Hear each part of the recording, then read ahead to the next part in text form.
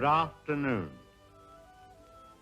Here we have a quiet little motel, tucked away off the main highway, and as you see, perfectly harmless looking, when in fact, it has now become known as the scene of the crime. This motel also has, as an adjunct, an old house, which is, if I may say so, a little more sinister looking, less innocent than the motel itself. And in this house, the most dire, horrible events took place.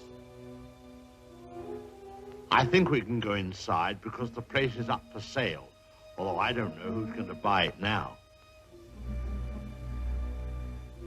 In that window on the second floor, the single one in front, that's where the woman was first seen. Let's go inside.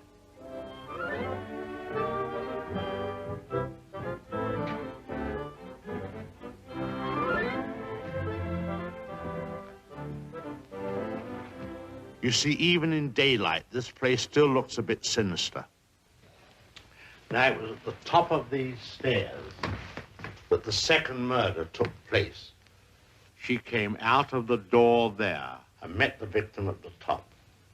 Of course, in a flash, there was the knife, and in no time, the victim tumbled and fell with a horrible crash. I think the back broke immediately and hit the floor. It's difficult to describe the way that the twisting of the well, I won't dwell upon it. Come upstairs. Of course, the victim, or should I say victims, hadn't any conception as to the type of people they would be confronted with in this house, especially the woman. She was the weirdest and the most... Well, let's go into her bedroom.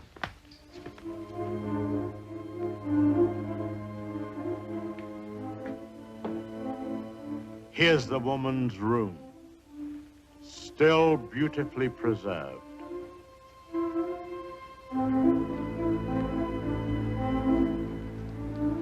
And the imprint of her figure on the bed where she used to lay. I think some of her clothes are still in this wardrobe.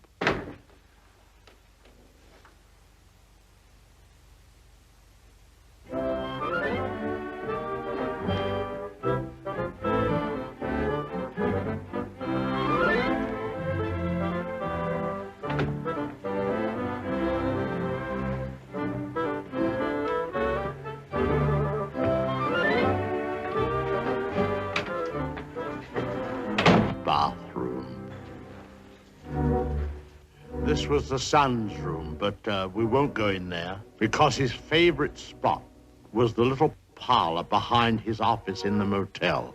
Let's go down there.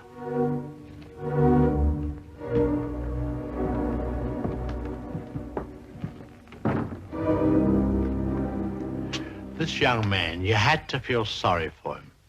After all, being dominated by an almost maniacal woman was enough to drive anyone to the extreme of, well, let's go in. Well, I suppose you'd call this his hideaway. His hobby, as you see, was taxidermy. Crow here, an owl there. Now, an important scene took place in this room. There was a private supper here.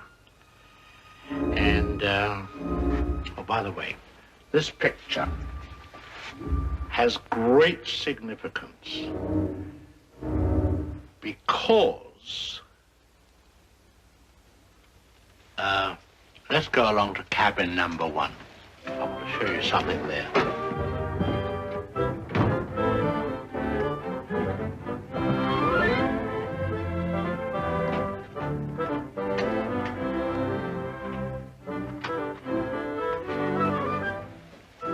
All tidied up.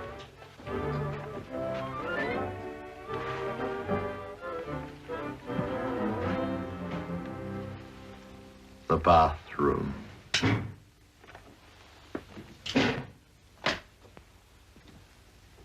Well, they cleaned all this up now. Big difference. You should have seen the blood.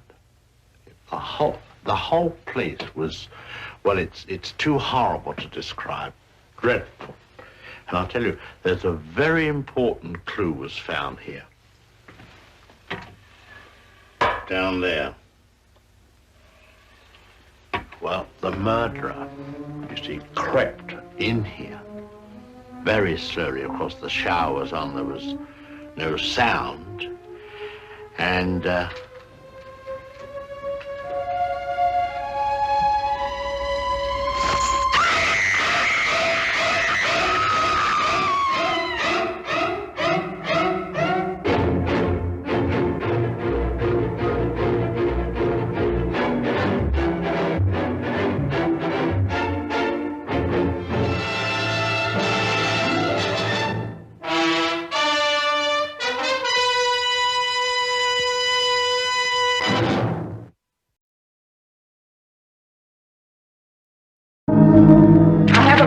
here, signed by 743 people against Norman Bates' release.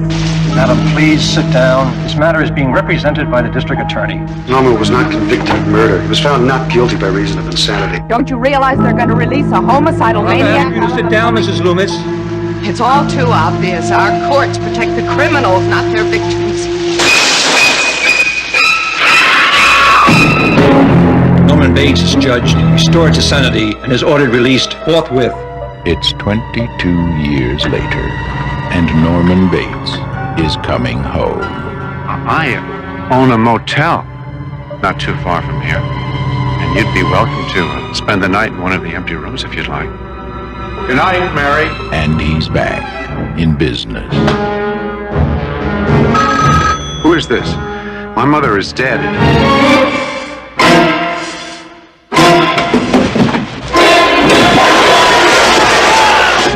I'm telling you, there was a note on that wheel from my dead mother.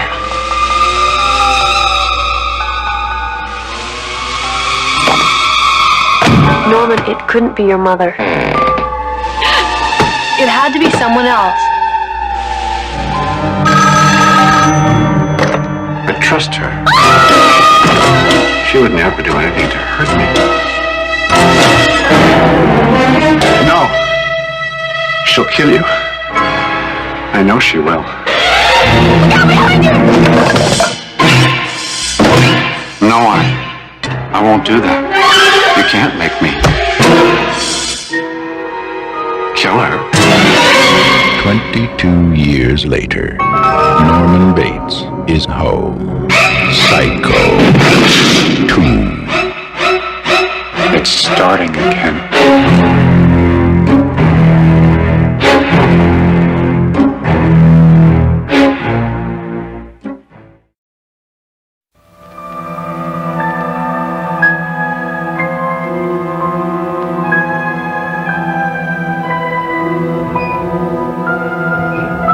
The guy just wants to be left alone in peace. Aren't you going to take him in for questioning or anything?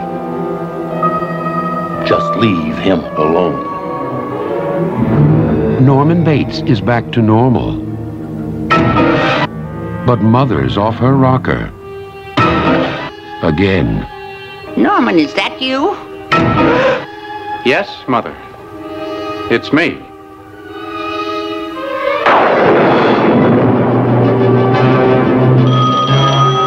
Bates Motel. Aside from total boredom, nothing's going to happen to you here. I can't have that sort of thing going on in my motel. Gives the place a bad name. Why are you so kind to me? You remind me of someone. I figured Bates was a geek, but a full-fledged Looney Tune?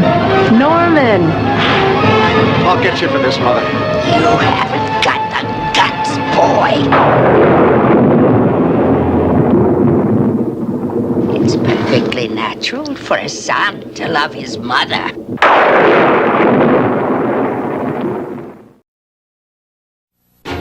In 1960, Alfred Hitchcock created a film that is perhaps the most terrifying thriller of all time. Psycho.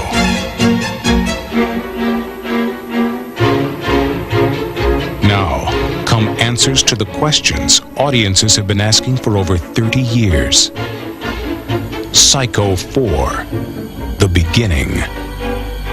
This is Fran Ambrose on KTK, Talk of the Town. I called because the focus of your show tonight is what makes boys kill their mothers. Are you saying you killed your mother? I killed some other women, too. You want to tell us about your mother, how she drove you to become what you became? She'd be sweet one moment, and then she'd suddenly turn mean. Don't you have any respect for the dead? How did it all start? What are you doing here? We're gonna wake up your mother. Kill her. I can't, no. Then I'll do it for you. What makes Norman Bates kill? Look at yourself, boy. Ha! Girl. Yes, girl. No. Mama's little girl. How'd you kill your mother? Slowly.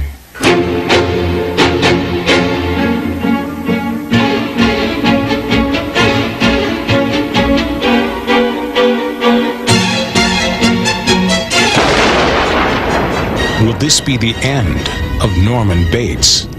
Oh, I've killed before. And now I'm gonna have to do it again. Or is it only the beginning? Psycho 4, The Beginning. Anthony Perkins stars, with Olivia Hussey, C.C.H. Pounder, and Henry Thomas as young Norman Bates. Psycho 4, The Beginning.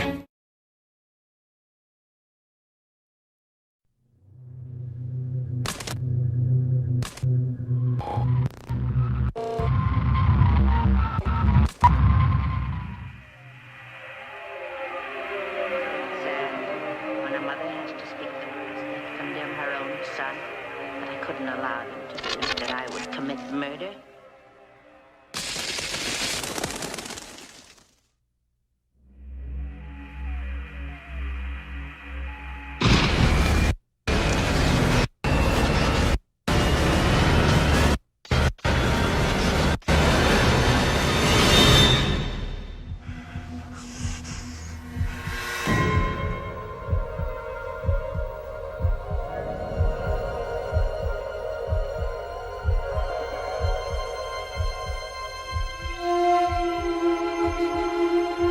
Boy's best friend is his mother.